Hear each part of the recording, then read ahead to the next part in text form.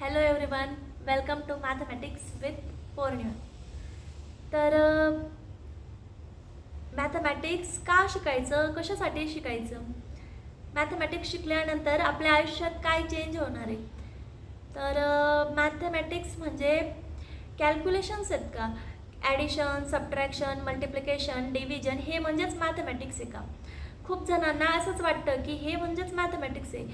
जर असं असतं तर मग कॅल्क्युलेटर आहे हे सगळं करण्यासाठी, मग आपली गरज तरी काय, आपण असं काय करतोय मॅथमॅटिक्स शिकल्यानंतर जे कॅल्क्युलेटर नाही करू शकत आहे.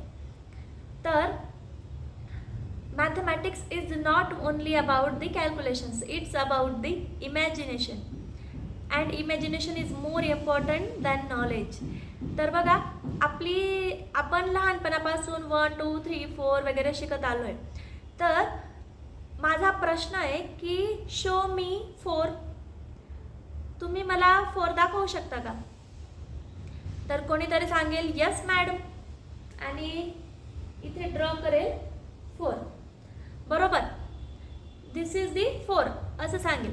पण हा खरंच 4 आहे का, तर तो 4 नाही, तो 4ला डिनोट करण्यासाठी यूज केला गेलेला सिम्बॉल आहे.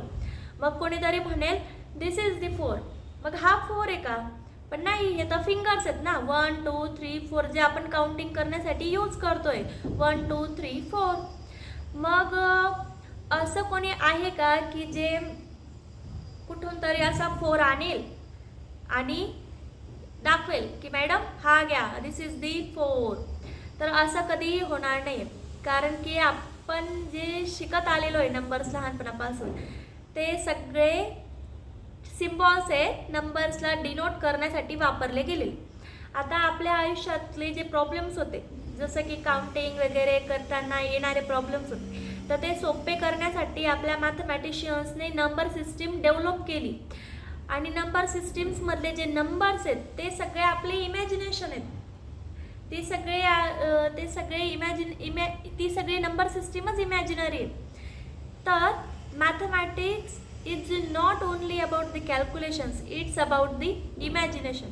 ज्याची जितकी जास्त इमॅजिनेशन पॉवर असेल, डेव्हलप झालेली असेल, त्याचं मॅथमॅटिक्स तितकं अधिक चांगलं होईल. हां, मग मॅथमॅटिक्स स्पेशलायझेशन केल्यानंतर आपण काय करतो, तर कुठल्या तरी अननोन गोष्टीला आपण एक्स मानून घेतो, म्हणजेच काय, अगेन इमॅजिनरी, आपण काहीतरी मानतो आणि मग त्याला पुढे जाऊन प्रूव्ह करतो की ते बरोबर आहे की नाही आहे, किंवा त्याची व्हॅल्यू काढतो. तर असं आहे, mathematics is not about the calculations, it's about the imagination. जर व्हिडिओ आवडला असेल तर व्हिडिओला लाईक करा. Thank you so much. आणि अजून जर असे व्हिडिओ घेऊन यावे असं वाटत असेल तर कमेंट बॉक्समध्ये रिप्लाय करा.